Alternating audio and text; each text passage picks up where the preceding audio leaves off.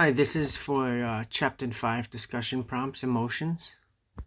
So please review the influences on emotional expressions and please describe in detail which of these factors you would consider to have a primary influence on how you express your emotion. So the couple I would pick would be gender. Being a male in our society, it's considered weak to show emotion, to cry, to need a shoulder to lean on, and it can be a lot. It weighs on a guy, not being able to show the emotion I want to show just because of stupid stigma. And then another thing is it's kind of how I was raised. I was raised by a single father who personally I would say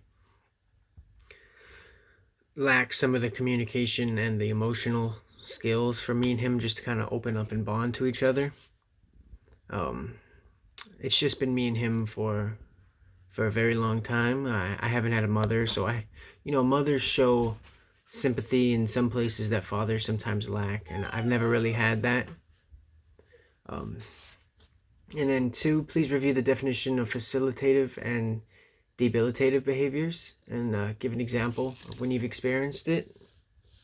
Mine would be, for my facilitative, it would be joy. I like making people laugh. I like bringing joy to the equation when I'm communicating with someone. When I was younger, I always had to be the class clown.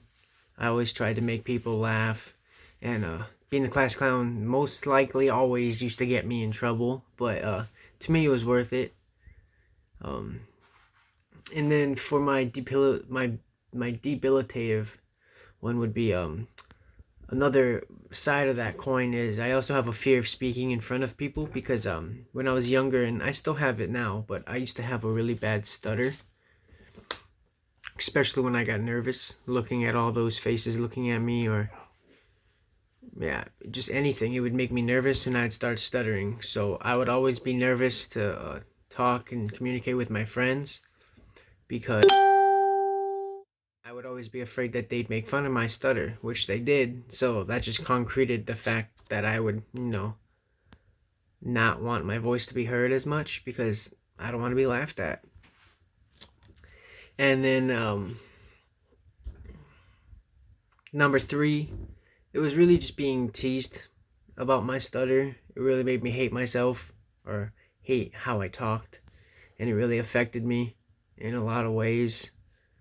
And as I grew, the hate grew, and then finally I learned that I could do something about it, and I did. And yeah, it's gotten a lot better.